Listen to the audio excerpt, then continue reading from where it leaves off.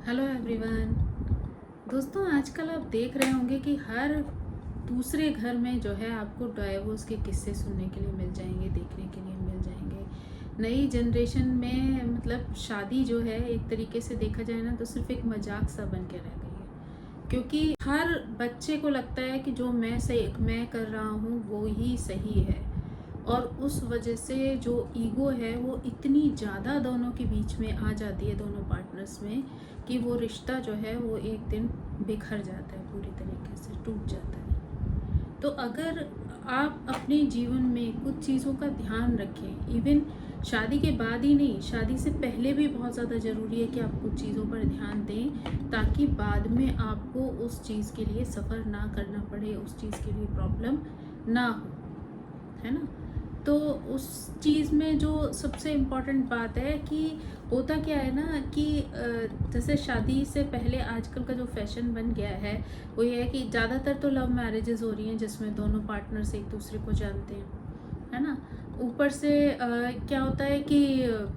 जब एक दूसरे को जानते हैं तो मिलते हैं तो कई बार ये होता है कि जब आप थोड़ी देर के लिए किसी से मिल रहे होते हैं ना, तो आप उसकी हर बात को एक्सेप्ट करना शुरू कर देते हैं,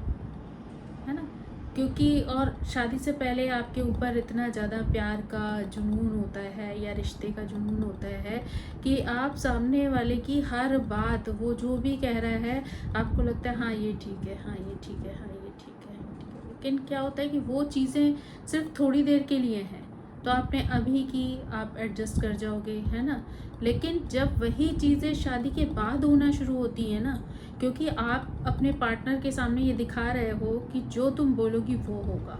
तो कुछ टाइम तक तो वो चीज़, क्योंकि आप दूर दूर हैं, कभी कभी मिल रहे हैं, तो उसमें तो वो चीज़ पॉसिबल हो जाती है कि आप हर बात में हाँ मिला दें और आप दूसरे की विश पूरी कर दें। लेकिन जब आप हमेशा साथ रहते हैं तो प्रैक्टिकल लाइफ में वो बातें, वो चीज़ें जो हैं संभव नहीं होती, और जब वो चीज़ें पूरी नहीं होती हैं, वहीं से जो है दोनों के रिश्तों में दरार आना शुरू हो जाती है। अब मान लीजिए शादी से पहले जो लड़की है उसने बोला कि उसको 50,000 का लहंगा चाहिए एंगेजमेंट के लिए, है ना। तो लड़का बोले हाँ ठीक है, चाहे भले ही उसको अपने माँ बाप से पैसा लेना पड़े या फिर खुद खर्चा करना पड़े या फिर किसी दोस्त से उधार लेना पड़े, हाँ हाँ वाली स्थिति, क्योंकि वो उसको नाराज़ नहीं करना चाहता, उसको दुखी नहीं देखना चाहता। लेकिन आप सोच कर देखिए कि वही चीज़ क्या शादी के बाद जब प्रैक्टिकल लाइफ शुरू होती है तब ऐसा पॉसिबल है कि अगर कोई आपके सामने अचानक से 50,000 के किसी गिफ्ट की या किसी चीज़ की डिमांड रखे और आपका बजट नहीं अलाउ कर रहा है, तो आप उसको दे पाएंगे? और जब आप उसको वो चीज़ें नहीं देंगे तो उसको लगेगा अच्छा, शादी से पहले तो मेरी हर बात मान लेते थे, अब शादी के बाद नहीं मानते, इसका मतलब तुम बदल गए हो। तो वो जो बिहेवियर चेंज उसको आएगा, जबकि वो बिहेवियर जानबूझ के चेंज नहीं हुआ है, वो परिस्थिति और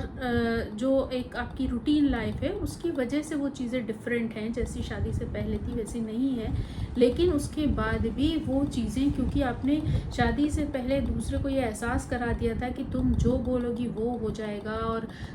मतलब जो मांगोगी वो मिल जाएगा, तो उसके बाद जब आप उसकी वो ख्वाहिशें शादी के बाद पूरी नहीं कर पाते हैं तो उसको ऐसा लगता है कि आपने उसके साथ चीट किया है ना, आपने सिर्फ धोखा दिया है उसको, और वही चीज़ जो है रिश्ते को बिगाड़ने का कारण बन जाती है। इससे अच्छा ये है कि जब भी आप अगर शादी से पहले भी मिल रहे हैं तो जो आपकी रियलिटी है, जो चीज़ आपके दायरे में आती है एक्सेप्ट करना, आप उसे एक्सेप्ट करें, है ना। कोई चीज़ अगर आपको स्वीकार नहीं है तो आप उसको तब भी बोल सकते हैं कि वो चीज़ आपके लिए पॉसिबल नहीं है। क्योंकि अगर आप आज हाँ में हाँ मिला रहे हैं, कल नहीं कर पा रहे, तो वो ज़्यादा बड़ा कारण बन सकती है आपके रिश्ते को ख़राब करने का, है ना। दूसरी बात क्या है कि आजकल क्या होता है कि इतनी ज़्यादा शादी से पहले जो है बातचीत हो जाती है लोगों की हर तरीके की, कि जब आप शादी के बाद मिलते हैं तो उस रिश्ते में ना कोई भी नयापन नहीं होता है ना। रिश्ते में कोई भी नयापन नहीं होता, क्योंकि आप पहले से ही उसी तरीके से उससे हंस रहे हैं, बोल रहे हैं, मिल रहे हैं, बात कर रहे हैं, घूम रहे हैं, खाना खा रहे हैं, सब एक दूसरे के घर आ जा रहे हैं। तो वो क्या होता है कि जब शादी के बाद वो चीज़ें नयापन नहीं लेके आती है, क्योंकि क्या होता है ना कि जब आप पहले से बातचीत कर रहे हैं या पहले से मिल रहे हैं, तो उसमें आप एक दूसरे के बारे में काफ़ी चीज़ें ना इमेजिन करने लग जाते हैं कि ये व्यक्ति ऐसा ही है, ऐसे खाता है, ऐसे रहता है, ऐसे जाता है, जबकि एक्चुअली वो ट्रू नहीं है, क्योंकि वो थोड़ी देर का मिलना है, तो वो कभी भी वो रियल लाइफ में पॉसिबल नहीं है। लेकिन फिर भी वो चीज़ें आपको सच लगने लग जाती हैं, और जब शादी के बाद वो पार्टनर आपके घर आता है तो आप उससे वैसी ही उम्मीदें लगाते हैं जैसी आपने उसको करते हुए देखा था शादी से पहले, और वो चीज़ें जब पूरी नहीं होती तो वहीं रिश्ते में प्रॉब्लम आना शुरू हो जाती है। लेकिन जब आप शादी किसी एक अनजान इंसान से करते हैं या फिर एक फैमिली के हिसाब से चूज़ करके करते हैं, तो क्या होता है, दोनों को एक दूसरे के बारे में कुछ भी पता नहीं होता। तो जैसे जैसे समय आता जाता है, दोनों एक दूसरे के साथ धीरे धीरे धीरे करके एडजस्ट करना शुरू कर देते हैं। लेकिन जो चीज़ें पहले से होती है ना, उसमें इतना एक दूसरे के बारे में दिमाग में एक छवि बन जाती है कि वहाँ पर एडजस्टमेंट जो है वो थोड़ा सा डिफ़िकल्ट हो जाता है। ऊपर से एक जो रीज़न है वो ये भी है कि जैसे पहले जो शादियाँ हुआ करती थी वो जल्दी हो जाती थी, थोड़ी कम एज में होती थी। आजकल क्या होता है कि बहुत सारा जॉब करने की वजह से, मतलब पढ़ाई लेट, फिर जॉब लेट, फिर सेटलमेंट लेट, तो उसे करते करते फिर आदमी शादी के लिए तैयार होता है, मेंटली प्रिपेयर होता है। लेकिन होता क्या है कि उसके साथ जो एज बढ़ती है ना, उसमें इंसान के जीवन में रिजिडनेस आ जाती है। वहाँ पे इंसान झुकना नहीं चाहता है, एक दूसरे के साथ कंप्रोमाइज़ नहीं करना चाहता किसी भी बात में। और जब वो किसी के साथ झुकना नहीं चाहता, कंप्रोमाइज़ नहीं करना चाहता, वहीं जो रिश्ते हैं वो टूटने की कगार पर आ जाते हैं। तो जितनी कम एज में शादी होती है ना, उतना एडजस्टमेंट की पावर एक दूसरे के प्रति ज़्यादा होती है, क्योंकि तब जीवन का आपको अनुभव नहीं होता। तो जैसे जैसे परिस्थितियाँ आती जाती हैं, आप उसी के साथ सरेंडर करते जाते हैं, एडजस्ट करते जाते हैं। लेकिन जब आप खुद ऑलरेडी आपने अकेले वो लाइफ जी है और आपने परिपक्वता है, आपने दुनिया देखी है, तो उसके बाद आपको ना लगता है कि जो मैं सोच रहा हूँ वो सही है, जो मैं कर रहा हूँ वो सही है। तो वो झुकना ना एक दूसरे के लिए वो मंजूर नहीं होता, और वहीं पे जो है रिश्ते जो है वो टूटने की कगार पे आ जाते हैं। उसके बाद जो एक इम्पॉर्टेंट चीज़ है ना कि जैसे कई बार आजकल इंटर कास्ट या इंटर रिलीजन मैरिजेस होने लग जाती हैं, तो ठीक है, कोई बात नहीं, दोनों में अंडरस्टैंडिंग है, दोनों का प्यार है, एक दूसरे के साथ एडजस्ट करने की दोनों में ताकत है, तो कोई बुराई नहीं है किसी भी तरीके की शादी में। लेकिन जो एक प्रॉब्लम है वो ये है कि अब क्या होता है कि देखो, अगर दूसरा रिलीजन है या फिर दूसरा कास्ट है, तो ऑब्वियसली उनके जो पूजा पाठ है, उनके जो रिचुअल्स हैं, उनके जो तौर तरीके हैं ज़िंदगी को जीने के या अपने त्योहारों को मनाने के, वो ऑब्वियसली डिफरेंट होंगे। तो अगर आप ऐसे किसी भी रिलीजन में जा रहे हैं या किसी भी कास्ट में जा रहे हैं जहाँ की चीज़ें आपसे अलग हैं, तो आप ऑलरेडी आपको इस बात के लिए प्रिपेयर हो जाना चाहिए कि आप जिस परिवार में जा रहे हैं उसकी चीज़ों को आपको उसी तरीके से एक्सेप्ट करना पड़ेगा जैसे कि दूसरे लोग करते हैं। अब कई बार आजकल की लड़कियों की ये प्रॉब्लम होती है कि जब लेट मैरिज होती है, उसके बाद फिर जब वो जाती हैं तो उस समय तो प्यार का इतना जुनून होता है कि वो किसी भी कास्ट, किसी भी रिलीजन में शादी करने तैयार हो जाती हैं। लेकिन जब वो कुछ टाइम बीतता है और उनके डिफरेंट रिचुअल्स, डिफरेंट तौर तरीके जब उनके सामने आते हैं करने के लिए,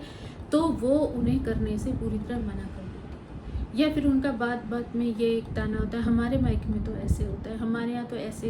पूजा होती है, हमारे यहाँ तो इस तरीके से चीज़ें होती है। आपके यहाँ होती है, अच्छी बात है, पर आपने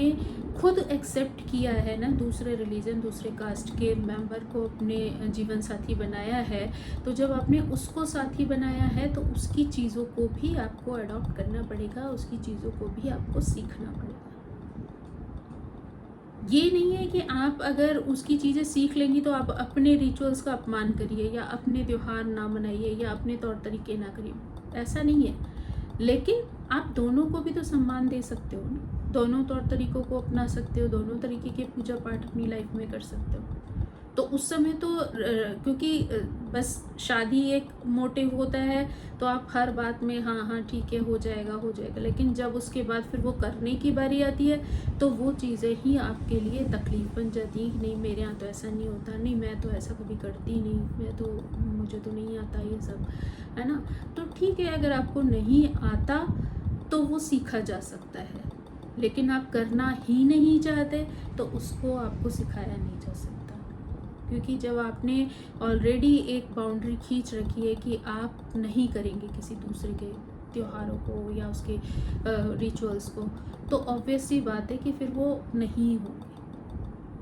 और वही चीज़ जो है धीरे धीरे धीरे करके आपके रिश्ते में जो है वो एक दूरियां पैदा करना शुरू कर देगी। तो अगर आप किसी भी दूसरे कल्चर को अपना रहे हैं शादी के लिए, तो आप सिर्फ प्यार को ना देखें, उसके साथ साथ ये भी देखें कि उसके साथ जुड़ी हुई जो भी रीत रिवाज, तौर तरीके, परिवार के तौर तरीके, वो सब कुछ आपको एक साथ एक्सेप्ट करने ही पड़ेंगे। अगर आपको नहीं आते हैं तो कोई प्रॉब्लम नहीं है, धीरे धीरे उनको सीखा जा सकता है। और वही चीज़ मेल मेंबर्स के साथ भी है कि उनको भी अपने रिचुअल्स के साथ साथ उनको अपनी वाइफ के जो कि दूसरे कल्चर से आई है उनकी रिचुअल्स का भी सम्मान करना चाहिए। अगर वो कोई भी चीज़ ऐसी करती है तो उसको आपको रोकना या टोकना नहीं चाहिए कि नहीं भाई हमारे घर में तो ये नहीं होता, नहीं, क्योंकि उसने बचपन से किया है तो वो सिर्फ आपके कहने की वजह से उसको पूरी तरीके से छोड़ दे, ऐसा नहीं हो सकता, क्योंकि जन्म से वो चीज़ उसने सीखी है। तो बेहतर है कि आप दोनों पार्टनर्स के लिए ये म्यूचुअल अंडरस्टैंडिंग होना ज़रूरी है कि आप उन चीज़ों को समझें और दोनों एक दूसरे के रीति रिवाजों को, पूजा पाठ को सम्मान दें, और दोनों मिलकर उन फेस्टिवल्स को अच्छे से सेलिब्रेट करें ताकि किसी को भी तकलीफ़ ना हो, ना मेल मेंबर को ना फीमेल को। उसके बाद जो चीज़ है वो खान पान की है ना। क्योंकि क्या होता है कि आप रेस्टोरेंट में किसी के साथ मान लीजिए मिले, थोड़ी देर के लिए आप मिलने के लिए गए, तो उस वक्त अगर वो कोई ऑड चीज़ खा रहा है जो कि आपको एक्सेप्टेबल नहीं है या आपको पसंद नहीं है, तो उस वक्त आप ये सोचकर एक्सेप्ट कर लेते हैं अरे कोई बात नहीं, थोड़ी देर की तो बात है ना। तो उस वक्त तो वो चीज़ें इग्नोर हो जाती हैं, आप उन चीज़ों पे उतना फोकस नहीं करते, आपको लगता है कि खाना तो एक बहुत ही छोटा पार्ट है लाइफ का, तो उस पर क्या फोकस करना है ना। लेकिन क्या होता है कि जब आप 24 आवर्स किसी के साथ रहते हो, 365 दिन आप किसी के साथ हो, तब आपके लिए वही चीज़ें एक्सेप्ट करना बहुत मुश्किल हो जाता है। क्योंकि रेस्टोरेंट में तो हो सकता है आपको ना उस बर्तनों को टच करना है, ना आपको कोई साथ देना है, वो ऑलरेडी पका पकाया सामने आ रहा है तो ना उसे आपको हाथ लगाना है, ना आपको उसे खाना है, तो आपके पास कोई फोर्स नहीं है। लेकिन जब शादी हो जाती है तो भले ही आप ना खाएं ना पकाएं, है ना, लेकिन फिर भी उसकी स्मेल आपको परेशान कर सकती है। जिन बर्तनों में वो बना है वो बर्तन उसी आपको किचन में दूसरी चीज़ बनाने जाना है तो हो सकता है वो आपके लिए बहुत डिफ़िकल्ट हो जाए, क्योंकि हर किसी में उन चीज़ों को एडजस्ट करने की पावर नहीं होती है। तो सिर्फ वो क्षणिक भावनाओं की वजह से आप किसी चीज़ की हाँ में हाँ ना मिलाएं, क्योंकि ये पूरी लाइफ का डिसीज़न है। तो बेटर हो कि आप पहले से जो है इन चीज़ों को जान समझ लें कि आप किस हद तक सेक्रीफाइस कर पाएंगे, किस हद तक नहीं। क्योंकि कई लड़कियां मैंने ऐसी देखी हैं कि वो वेजिटेरियन है और उन्होंने नॉनवेज वाले पर्सन को के साथ मिली जुली ले थोड़ा बहुत खाता है, लेकिन जो थोड़ा खाता है कल वो ज़्यादा भी खा सकता है। आप इस चीज़ के लिए प्रिपेयर रहो। वो कभी कभार खाता है, ये हो सकता है आज आपके सामने थोड़ी देर मिला है, उसने कहा अरे मैं तो कभी कभी खा लेता हूँ, पर वो कभी कभी जब रोज़ बन जाएगा तो वो आपको दिक्कत होने लगेगी। तो आप मेंटली इस चीज़ के लिए तैयार रहें कि कल को अगर ऐसी स्थिति आती है तो क्या आप उसे बर्दाश्त कर पाओगे। तो अगर आप पहले से ही ये चीज़ समझ लोगे, जान लोगे, तो बाद में आपको उस चीज़ को फेस नहीं करना पड़ेगा और ऐसी स्थिति नहीं आएगी जहाँ पर एक दूसरे के बीच में, क्योंकि कई जगह पर जो है मैंने देखा है कि खाने की बात को लेकर ही जो दो पार्टनर्स हैं उनमें आपस में लड़ाई झगड़ा और टेंशन शुरू हो जाती है, क्योंकि तब पार्टनर कह देता है कि अरे तुम्हें तो पता था ना मैं खाता हूँ, तुम्हें तो पता था ना मैं ड्रिंक करता हूँ। लेकिन प्रॉब्लम ये है कि उस समय बात वो थोड़ी देर की थी और उस समय आपका मोटिव सिर्फ शादी करना था, तो आपने उस बात को हाँ में हाँ मिला दिया। लेकिन आज जब वही चीज़ आपके सामने डेली रूटीन में आना शुरू हुई, तो वही चीज़ आपके लिए बहुत ही तकलीफ बन जाती है, क्योंकि रोज़ में वो स्मेल, वो चीज़ें, वो उस तरीके का माहौल आपके लिए बर्दाश्त करना जो है वो मुश्किल होता है। तो इसलिए अगर ऐसा किसी भी स्थिति में जब भी आप शादी कर रहे हैं, तो आप पहले से इन चीज़ों का ध्यान रखें कि क्या आप उसकी इस हैबिट को बर्दाश्त कर पाएंगे बाद में। कहीं यही हैबिट आपके लिए रिश्ते को तोड़ने के लिए कोई वो तो नहीं, कारण तो नहीं बन जाएगी। तो एक स्थिति ये है। ऊपर से क्या है कि एक दूसरे की मतलब एक दूसरे के लिए ना ईगो ना पालें। आजकल क्या होता है कि जनरली भाई दोनों ही बच्चे जो हैं वो इतने प्रोटेक्शन में, इतने लाड़ प्यार में पले बड़े होते हैं, क्योंकि आजकल ये डिफरेंस तो रह नहीं गया कि ये लड़का है ये लड़की है। सभी माँ बाप अपने अपने बच्चों को इतनी अच्छी तरीके से पालते हैं। उसके बाद जब शादी होती है तो होता क्या है कि हमारी जो फैमिलीज़ में बच्चे अपने पेरेंट्स के साथ होते हुए, करते हुए, देखते हुए आते हैं, तो उसके बाद वो अपने पार्टनर से भी सेम एक्सपेक्टेशन रखना शुरू कर देते हैं। मेरी मदर तो ये करती थी, तुम क्यों नहीं करती? मेरे घर में मेरी सिस्टर्स तो ये करती थी, तुम क्यों नहीं करती? तो ये चीज़ें अपने दिमाग से निकाल दें, क्योंकि समय बदल चुका है। जो चीज़ें वो लोग करते थे वो एक अलग टाइम था, आज के टाइम में चीज़ें बहुत ज़्यादा चेंज हो चुकी हैं। तो सेम एक्सपेक्टेशन, क्योंकि ना तो शरीर में इतना स्टेमिना उस तरीके का रह गया है जो उस ज़माने में हुआ करता था, ना खान पान हम लोग का इतना शुद्ध रह गया है जो पहले के ज़माने में होता था और आज के टाइम में होता था। और काफ़ी स्थितियाँ ऐसी भी होती थी कि उस समय पर पेरेंट्स जो है उतना ज़्यादा जॉब वाले, मतलब अगर फादर जॉब करें तो मदर जॉब कर रही हो ऐसा ज़रूरी नहीं होता था। लेकिन आजकल ज़्यादातर वाइफ जो है वो जॉब कर रही होती हैं, एक्टिव होती हैं, सब तरीके से भाग दौड़ में लगी होती हैं, घर के साथ साथ बाहर के भी काम कर रही होती है। पहले क्या था कि कामों में डिवीज़न था, घर के काम लेडीज़ कर रही हैं और जेंट्स जो हैं वो बाहर के काम कर रहे हैं, तो उसमें क्या होता था, कॉन्फ्लिक्ट नहीं होता था, सबकी अपनी अपनी ड्यूटीज़ थी। आज क्या है, दोनों लोग दोनों तरीके के काम कर रहे हैं, तो हर कोई अपने आप को ऊपर रखने की कोशिश करता है और उसी ईगो के चक्कर में जो है दोनों की रिश्ता जो है वो कई बार बहुत ज़्यादा बिगड़ जाता है। तो एक दूसरे के ऊपर चीज़ें थोपने की कोशिश मत करिए, बल्कि एक दूसरे को समझकर उनकी ख्वाहिशें, उनके तौर तरीक़ों का भी सम्मान करिए। दोनों ही लोग, चाहे मेल मेंबर हो या फीमेल मेंबर हो, दोनों जो हैं अपनी पुरानी चीज़ों से कंपेयर करने की कोशिश ना करें। क्योंकि लड़कियां भी कई बार ऐसी हैं जो कहती हैं अरे मायके में हमने एक कप नहीं उठाया, हम ससुराल में आके क्यों करें? नहीं भाई, रिश्ता बदला है तो बहुत सारी जिम्मेदारियां तो आपके हिस्से में आएंगी ही आएंगी ना, तो उनको भी आपको एक्सेप्ट करना ही पड़ेगा, भले ही आप जॉब करते हो या आप हाउस वाइफ बन के रहो। लेकिन रिश्तों के साथ साथ मतलब शादी एक ऐसा कहना चाहिए हमारे यहाँ का रिचुअल है, ऐसा तरीका है, एक दूसरे का ऐसा संबंध है कि जिसमें सिर्फ और सिर्फ मतलब एक पार्टनर साथ नहीं आता है, बहुत सारी जिम्मेदारियाँ, बहुत सारे रिस्पॉन्सिबिलिटीज़ के साथ साथ बहुत सारे रिश्तों को निभाने का एक कहना चाहिए रिस्पॉन्सिबिलिटी भी आपके ऊपर आती है। तो आपको वो सारी चीज़ें, हो सकता है कि पहले से आप उन चीज़ों में एक्सपर्ट नहीं हैं या आप उनको नहीं आपने देखा समझा है, लेकिन सीख तो सकते हैं ना। लेकिन आजकल क्या है कि सीखने की गुंजाइश ही ख़त्म हो जाती है। सिर्फ एक सेंटेंस पे दुनिया ख़त्म हो जाती है कि मैंने ऐसा कभी नहीं किया। तो ये जो सेंटेंस है ना, यही आपके जीवन को ख़राब कर देता है। नहीं किया तो कोई बात नहीं, हो सकता है कि बहुत सारी चीज़ें आपने लाइफ में ना की हों, पर वो आप कभी नहीं करेंगे ऐसा कोई ज़रूरी नहीं है। तो आपको वो सारी चीज़ें सीखनी चाहिए, भले ही उसमें थोड़ा सा समय लगेगा, लेकिन एक दिन ऐसा आएगा जब आप दूसरे की उस पर जो है सोच पर खरे उतरेंगे। तो ये एक दूसरे को समझना बहुत ज़रूरी है। तो ईगो पालकर अपने आगे एक स्ट्रेट लाइन मत बनाइए कि आप ऐसा नहीं कर सकते, क्योंकि बहुत सारी चीज़ें हैं। अगर आपको मालूम है कि ये चीज़ करनी है तो फिर आप धीरे धीरे करके उसको लर्न कर सकते हैं, सीख सकते हैं। उसके बाद जो एक इम्पॉर्टेंट चीज़ है वो ये है कि अगर बाई चांस मान लीजिए आपके रिश्ते में कोई कड़वाहट आना शुरू हो रही है, कोई डिफरेंसेस आना शुरू हो रहे हैं, तो उनको बाहर वालों के आगे तमाशा मत बनाइए, क्योंकि जितना ज़्यादा आप बाहर उनका प्रचार करेंगे उतने ही ज़्यादा आपके रिश्ते बदतर होते चले जाएंगे,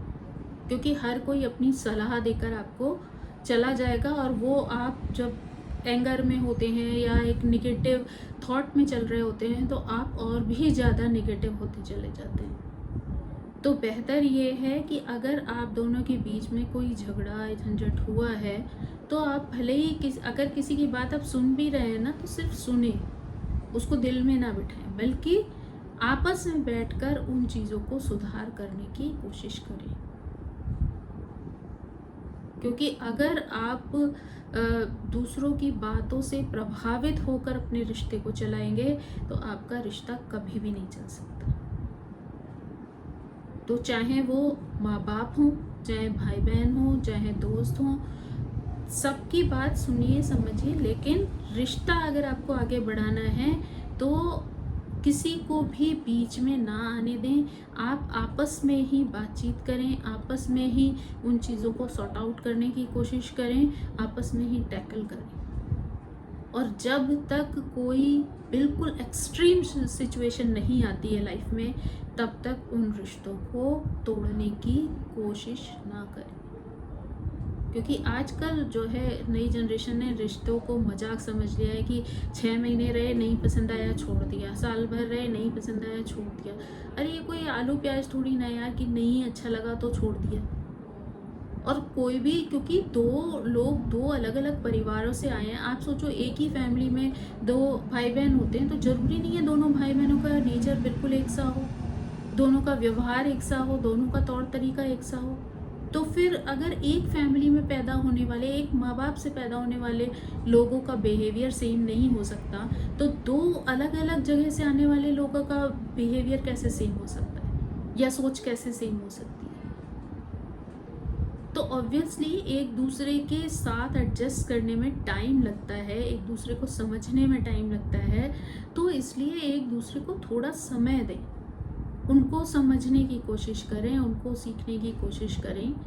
अगर वो चीज़ बहुत ही एक्सट्रीम हो जाती है जहाँ पर कि एक दूसरे के साथ सांस लेना भी मुश्किल हो जाए, हाँ तो ज़रूर बनता है कि आप उस चीज़ को ज़बरदस्ती खींचे ना, बल्कि उसको एक अच्छे मोड़ पर ही ब्रेक करके अलग हो जाए। लेकिन वो स्थिति बहुत ही एक्सट्रीम सिचुएशन में है, क्योंकि रिश्ते जो है वो बहुत पवित्र होते हैं, और स्पेशली जो है अगर हस्बैंड वाइफ का रिलेशन है तो उसको तो ईश्वर ने बना के भेजा है, तो आप उस रिश्ते का सम्मान करें और एक दूसरे की चीज़ों को एक साथ एडजस्ट करने की कोशिश करें। तो जब आप एक दूसरे के साथ धीरे धीरे एडजस्टमेंट करेंगे तो हो सकता है कुछ समय बाद वो चीज़ें अपने आप ही नॉर्मल हो जाएं। अगर मान लीजिए बहुत ज़्यादा चीज़ें हो रही हैं तो आप बैठ के आपस में ये बात करिए कि कौन सी ऐसी प्रॉब्लम्स हैं जिसकी वजह से ऐसी चीज़ें क्रिएट हो रही हैं। तो अगर आपके पास आप दोनों मिलके बात करेंगे तो हो सकता है उनके कोई ऐसे रास्ते निकल आएँ जिन्हें आप इजीली सॉल्व कर पाएँ और आपका रिश्ता जो है वो टूटने से बच जाए। तो मैं तो यही दुआ कर सकती हूँ कि किसी का भी रिश्ता किसी के साथ टूटे ना। अगर कोई भी ऐसी स्थिति आती है तो आप उसे समझदारी से टैकल करें और अपने रिश्ते को टूटने से बचा लें। So thank you so much. और मेरी आप सभी से रिक्वेस्ट है कि प्लीज़ आप मेरे चैनल को सब्सक्राइब करें, लाइक करें, शेयर करें, कमेंट करें।